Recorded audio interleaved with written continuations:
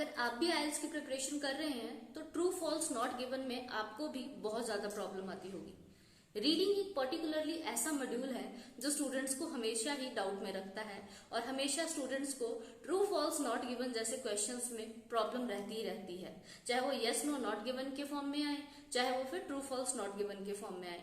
Students को अक्सर सबसे ज्यादा डिफिकल्टी इसी क्वेश्चन में स्कोर करने में आती है, क्योंकि they often get confuse that whether they should choose true और फॉल्स और third option which is not given. तो आज की वीडियो स्पेशली मैंने आप सब लोगों की ट्रू फॉल्स नॉट गिवन से रिलेटेड सभी प्रॉब्लम्स को दूर करने के लिए बनाई है। तो मैं चाहती हूँ कि आप लोग एक सेकंड भी इस वीडियो को मिस ना करें, बिकॉज मैं आप लोगों को रीडिंग करके पढ़ के समझाऊंगी, क्योंकि बातें करना बहुत आसान है जब तक मैं खुद आप लोगों को रीडिंग सॉल्व करके नहीं दिखाऊंगी that how you should do true false not given, तब तक आप लोगों को पता नहीं चलेगा कि आप लोगों को किस तरीके से करना है। कुछ एलिमेंट्स होते हैं जो अक्सर स्टूडेंट्स मिस कर देते हैं, या फिर ट्यूटर्स भी उन्हें उस चीजों से एनलाइटन नहीं करवा पाते हैं, because those things are quite basic and in IELTS you just need basic. So the more you are good at basics, the more you will score in an examination, no matter what. Even though your vocabulary is not good, you can still score 6.5 or 7 in reading if you know these tricks to do reading, and especially true false not given. You can जितना हम reading के ऊपर focus करेंगे, जितना हम पढ़ेंगे, उतनी हमारी वोकैबुलरी भी जो है स्ट्रांग होगी और आप लोगों को करना आ जाएगा कि ट्रू फॉल्स नॉट गिवन आप लोगों को अटेम्प्ट कैसे करना है। तो चलिए मैं आप लोगों को अब रीडिंग दिखा देती हूँ। उससे पहले एक छोटी सी इंट्रोडक्शन हो जाए। Hey guys, this is Kajal Kaushik and welcome you all back on my channel cool and easy. मैं आप सभी का एक बार फिर से स्वागत करती हूँ अपने चैनल कूल एंड इजी में। रात के ऑलमोस्ट 12 बज चुके हैं, बट मैंने भी ठान लिया था कि I have to make something very useful so that I can help you all with the easiest tricks on true false and not given. तो let's do not waste much of the time and begin with reading. तो आज की जो मैंने reading choose की है, पहले मैं वो दिखा देती हूँ आप लोगों को। हमारी आज की रीडिंग है, सबसे पहले आप लोग जब भी एक पैसेज स्टार्ट करें रीडिंग में, आप लोगों को मालूम है कि आपके पास टोटल जो हैं 3 पैसेजेस आते हैं एकेडमिक स्टूडेंट्स के लिए, और उसमें से आप लोगों को 40 क्वेश्चंस गिवन होते हैं, जिसमें अराउंड 7 to 8 क्वेश्चंस का definite ratio true false not given का होता है। अगर आप 7-8 क्वेश्चन में अराउंड 8 में से 7 भी स्कोर करते हैं और 8 out of 8 स्कोर करते हैं, तो आपका रीडिंग का स्कोर +30 डेफिनेटली जाएगा, क्योंकि fill ups and list of headings are quite easier to do and they help you score the best in your reading. तो सबसे पहले आपको हेडिंग पढ़ लेनी है, जैसे मैं अभी बताने जा रही हूँ। Music the पैनिसिया। म्यूजिक का मतलब आप लोग सब लोग समझते ही हैं, संगीत को हम लोग कहते हैं। The panacea means solution to every problem. Panacea is basically a word which is used to describe the solution to every problem. जो भी किसी प्रॉब्लम का, किसी भी तरह के प्रॉब्लम का सोल्यूशन होता है, उसको पैनिसिया के साथ जो है हम लोग सब्सटीट्यूट करते हैं। तो म्यूजिक द पैनिसिया, यहाँ पे कहने का मतलब है म्यूजिक जो है वो हर एक तरह की प्रॉब्लम का हल है। इसके बाद हम लोग चलते हैं क्वेश्चंस की तरफ। सबसे पहले आप लोग जब रीडिंग स्टार्ट करें, पहला पैसेज स्टार्ट करें, तो आप लोग क्वेश्चन फॉर्मेट जरूर चेक करें। 1 to 5 आप लोगों के पास रेफरेंसेस गिवन है, देन 6 to 8 आप लोगों के पास समरी गिवन है, एंड देन 9 to 13 हमारा आज का पार्ट जो कि हम लोग करने वाले हैं are true false not given. तो आप लोग देख सकते हैं कि 9 to 13 जो क्वेश्चंस हैं हमारे ट्रू फॉल्स हैं, मतलब कि जितने भी क्वेश्चंस हमें दिए गए हैं एंड में हमें ट्रू फॉल्स मेंशन है। इट मींस कि आपको मैक्सिमम आंसर्स भी जो हैं वो रीडिंग के सेकेंड हाफ में मिलेंगे। I am not saying all the answer you can locate in the second half of your passage, but yes, majority of the answers can be found in the second part of your passage. मतलब कि आपके जब आधा passage cross हो जाएगा, the next area जो and वाला half area होगा, आप उसमें मैक्सिमम आंसर्स जो हैं ये वाले फाइंड आउट कर सकते हैं, बट इनमें से कुछ आंसर आपको हो सकता है फर्स्ट हाफ में भी मिले। तो अब जब भी बच्चे true false and not given करते हैं तो वो मिस क्या करते हैं, मैं आप लोगों को वो बताना चाहती हूँ। रीडिंग और लिसनिंग आप जब भी करते हैं, you guys have to read the instructions first very meticulously. It means you have to read them very carefully.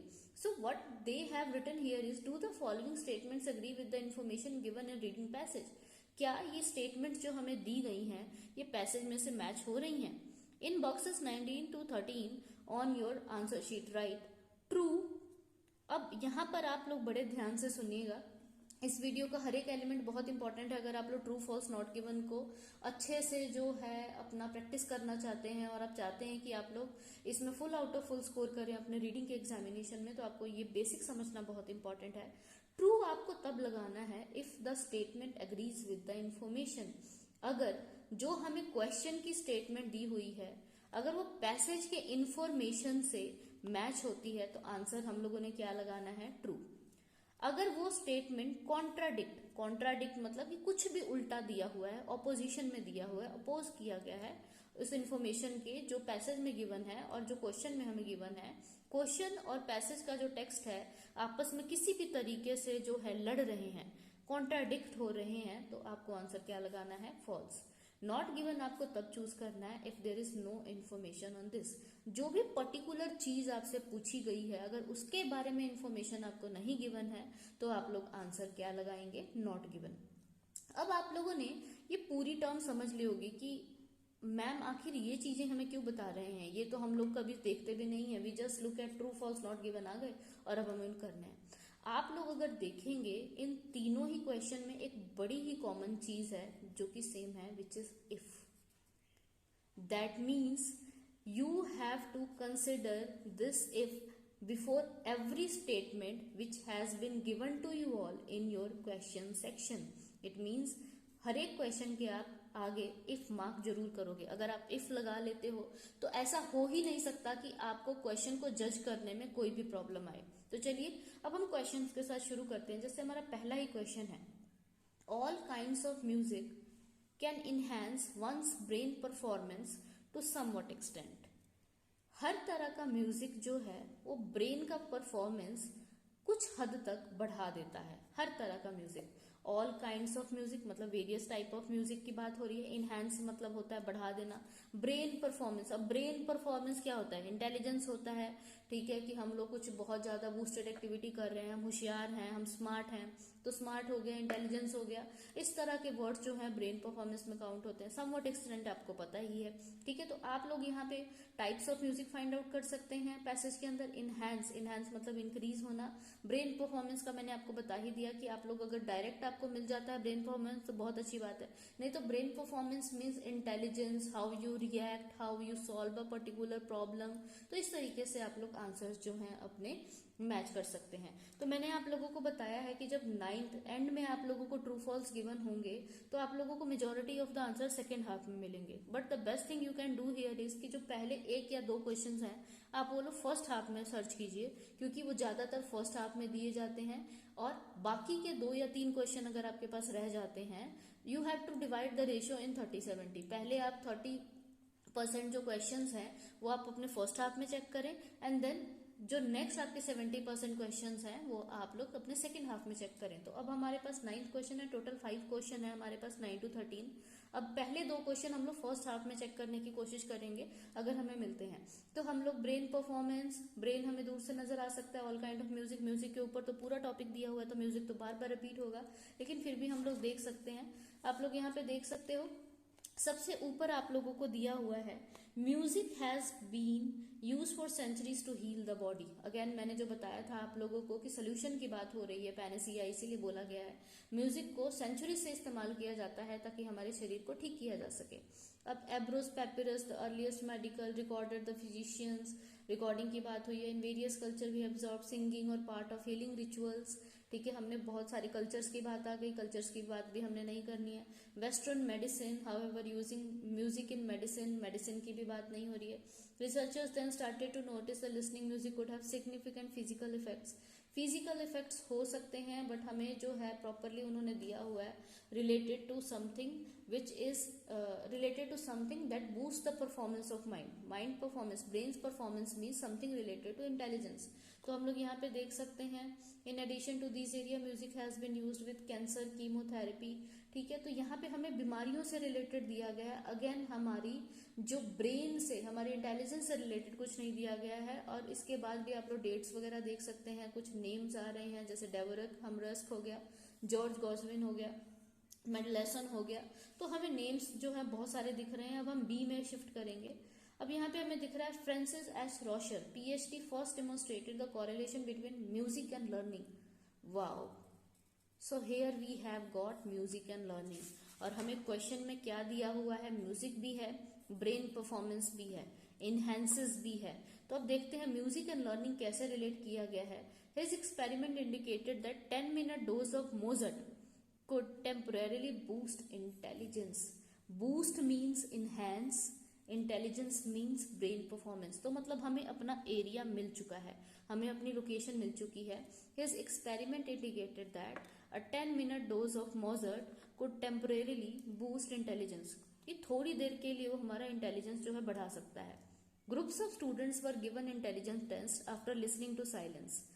कहा जा रहा है कि कुछ स्टूडेंट्स को एक इंटेलिजेंस टेस्ट दिया गया जब वो साइलेंस के बाद, एक साइलेंस एक्टिविटी के बाद साइलेंस को सुना, उसके बाद उन्हें एक इंटेलिजेंस टेस्ट दिया गया, रिलैक्सेशन टेप्स और Mozart sonata for 2 pianos in D major, और मोजार्ट का बेसिकली उन्हें म्यूजिक दिया गया थोड़े समय के लिए। He found that after silence, शांति के बाद, the average IQ score was 110। Now brains performance has been improved. तो 10 मिनट की एक्टिविटी करके ही जो ब्रेन की परफॉर्मेंस बूस्ट हो रही है। सवाल है हमारा, all kinds of music can enhance one's brain activity. अब बच्चा कंफ्यूज हो जाता है कि ऑल काइंड्स ऑफ म्यूजिक नहीं दिया हुआ, बट आप लोग यहाँ पे देख सकते हैं रिलैक्सेशन टेप्स, मोजार्ट सोनाटा, ठीक है। तो यहाँ पे मतलब हमें मिक्सचर दिया हुआ है, रिलैक्सेशन टेप्स कुछ भी हो सकती हैं, बहुत सारी वैरायटी हो सकती है। दैट मीन्स हमारी सिचुएशन कि अगर जो म्यूजिक है, किसी भी तरह का म्यूजिक है, वो ब्रेन का परफॉर्मेंस जो है बढ़ाता है, तो आंसर ट्रू आना चाहिए था। तो ये बिल्कुल ट्रू है और ये ऐसा ही हो रहा है, तो इसलिए हम इसका आंसर जो मार्क करेंगे वो ट्रू करेंगे। देन हमारे पास नेक्स्ट क्वेश्चन आ जाता है, there is no neural connection made when a baby is born. Neural connection is again connected to your brain. Neurons आप लोगों ने पढ़े होंगे अपने मैट्रिकुलेशन में, उससे पहले भी क्लासेस में, जो हमारे साइंस का, बायो का एक बहुत इंपॉर्टेंट पार्ट होता है। तो यहाँ पर भी आप इफ लगाएंगे, जैसे कि आप लोगों को ऊपर बोला गया था जब आप लोग को इंस्ट्रक्शंस दी गई थी, if there is no neural connection made when a baby is born. अगर कोई भी न्यूरल कनेक्शन नहीं बनता है जब एक बच्चा पैदा होता है, तो आंसर ट्रू आएगा। अगर ये स्टेटमेंट कॉन्ट्राडिक्ट होती है कि अगर कोई भी कनेक्शन बन रहा है, कोई भी बन रहा है न्यूरल कनेक्शन, तो आंसर आपका फॉल्स आ जाएगा। अब आप लोग न्यूरल कनेक्शन भी देख सकते हो, बेबी इज बोर्न भी देख सकते हो। तो neural connection, neurons are basically आप देख सकते हो कि यहाँ पे अब ट्रू फॉल्स नॉट गिवन में हमें एक आंसर मेजरली बी पैराग्राफ में मिल चुका है, तो बी में हम लोग थोड़ा सा अवॉइड ही करेंगे। सी में आप लोग आ जाओगे, इसमें आप लोग थोड़ा एक इजी गो ले लोगे। सारे वर्ड्स आप देख सकते हो, जीन एक्सप्रेशन, यहाँ पे मुझे न्यूरल, ब्रेन, हिप्पोकैम्पस, बस दैट्स ऑल। नॉइज की बात हो रही है। देन डी में देखिए, डी में मुझे सेकंड नंबर पे ही देखिए, when a baby is born. Luckily हमें जो है कीवर्ड डायरेक्टली लोकेट हो गया। Certain connections have already been made. जब बच्चा पैदा होता है तो कुछ कनेक्शंस ऑलरेडी बन गए होते हैं, like connections for heart beat and breathing. अब बच्चे यहीं से पढ़कर आंसर जो है वो क्या लगा देते हैं, there is no neural connection made when a baby is born. तो इसका आंसर बच्चे जो है ट्रू मार्क कर देते हैं।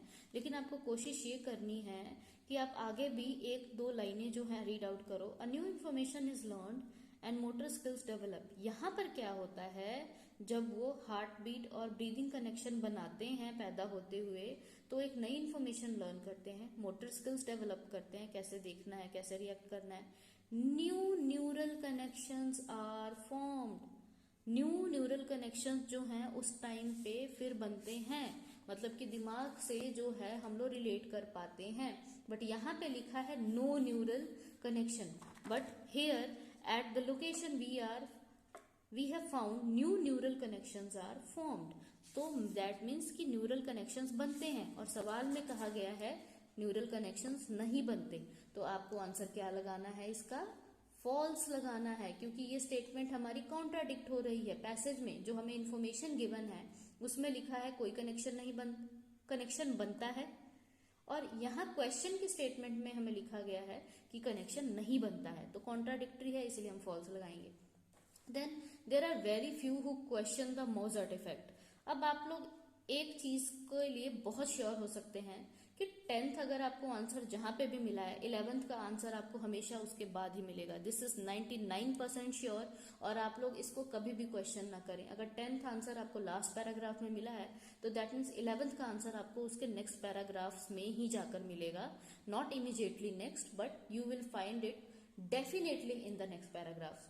तो there are very few who question the Mozart effect. कुछ ही लोग हैं जो मोजर्ट इफेक्ट को क्वेश्चन करते हैं। तो हम नेक्स्ट पैराग्राफ में आ जाते हैं। तो यहाँ पे लिखा हुआ है music seems to work in same way in October 1997 researchers at university of Germany. यहाँ पे मोजर्ट मुझे कहीं नहीं दिख रहा, क्योंकि Mozart is a proper noun, तो वो कहीं पे भी होगा तो कैपिटल नाउन में लिखा होगा, कैपिटल वर्ड्स में लिखा होगा, सॉरी। तो यहाँ पे आप देख सकते हो मोजर्ट इफेक्ट। मुझे पैराग्राफ में मैंने कुछ पढ़ा नहीं है, बस मुझे मोजर्ट इफेक्ट दिख गया, तो इसलिए मैं पूरा पढ़ूंगी। If you are a little susceptible means doubtful about the claims made by supporters of Mozart effect, कहते अगर जो भी मोजर्ट इफेक्ट के सपोर्टर हैं, जो कि इसको फेवर करते हैं, आप लोग उनके क्लेम्स, जो उनका फेवर है, उसको थोड़ा सा डाउट कर रहे हैं, आप अकेले नहीं हैं। मतलब कि बहुत सारे लोग हैं जो हैं आपके साथ हैं। Many people accredit the advanced learning of some children who take music lessons to other personality traits, motivation and persistence.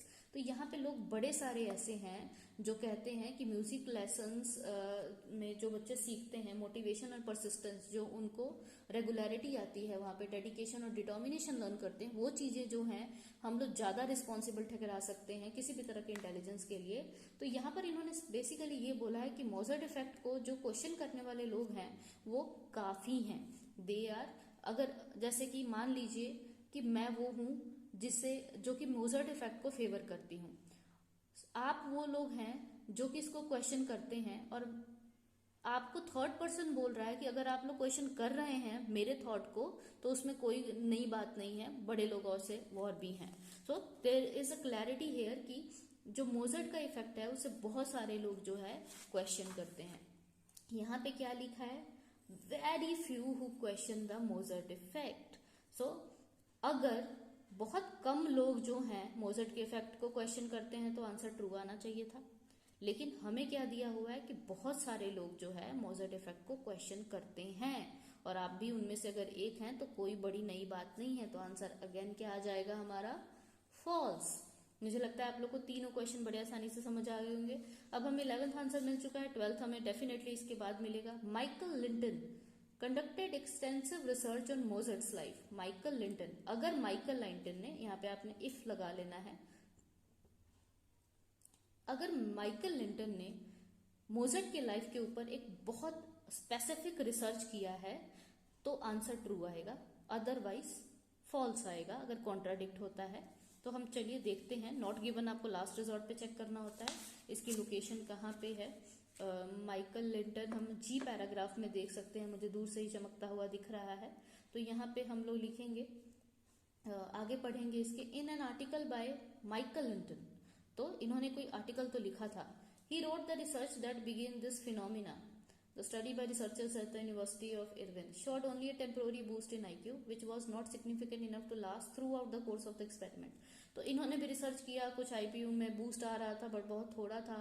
Using music to influence intelligence was used in conducive civilization and Plato alluded the, यहाँ पे हमें कुछ और names दिए गए हैं बाकी लोगों ने जो रिसर्च किया है। In both this example music did not cause overwhelming changes. इन दोनों के जो भी रिसर्चर्स थे, जो हमारा लिंटन था और जो नेक्स्ट हमने पाइथागोरियन म्यूजिक के बारे में पढ़ा जो प्लाटो ने दिया था, तो इन लोगों ने कोई ज्यादा जो चेंजेस है वो विटनेस नहीं किए।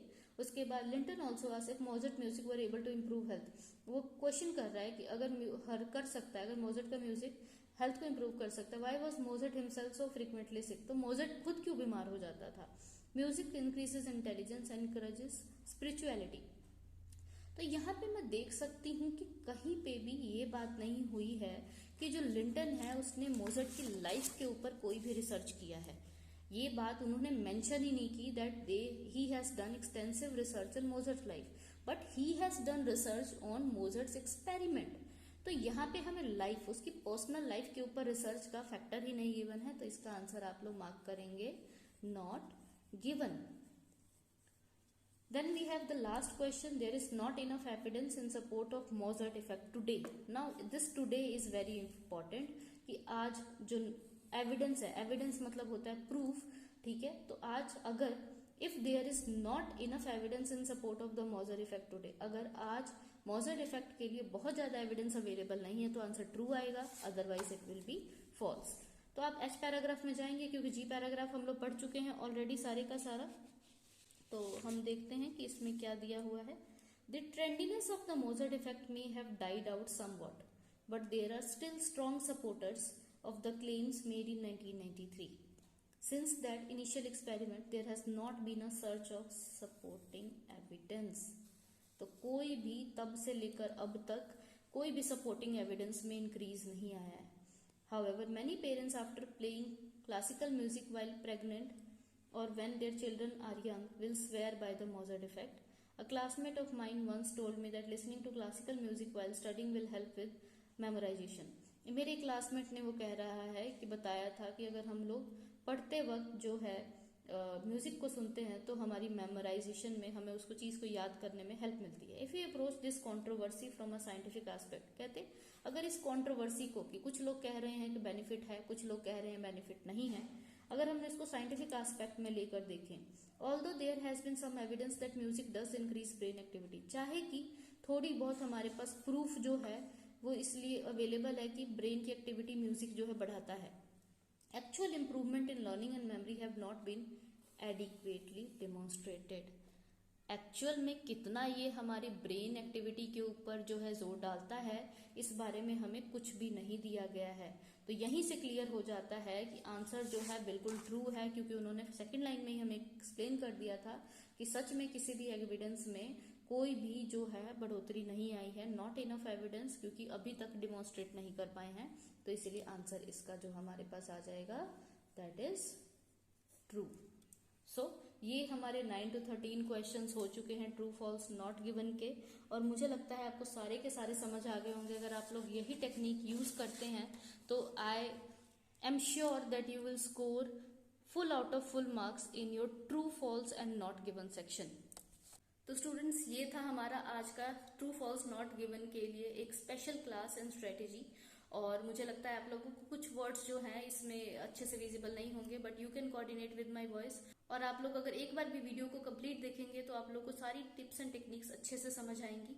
उम्मीद करती हूँ आप लोगों के लिए इस लेसन के बाद ट्रू फॉल्स करने बहुत आसान हो जाएंगे। अपने दोस्तों के साथ इसे जरूर शेयर कीजिए इस वीडियो को, जो अभी एग्जाम देने वाले हैं उनको ये बहुत ज्यादा हेल्पफुल रहेगी। अगर आप खुद भी प्रैक्टिस कर रहे हैं तो जरूर इसी मेथड को फॉलो कीजिए। आप कुछ कुछ वर्ड्स को मैच कीजिए, कोशिश कीजिए कि सिमिलर हो रहे हैं या नहीं है, और इस तरीके से आप अपने राइट आंसर को जो है आइडेंटिफाई कर सकते हैं और आप full out of full score कर सकते हैं। If you haven't subscribe my channel yet, do subscribe it. Also press the bell icon to get the latest updates and notification from my channel. Next time I'll meet again with some informative content to make your English learning and IELTS easier. Till then, bye bye.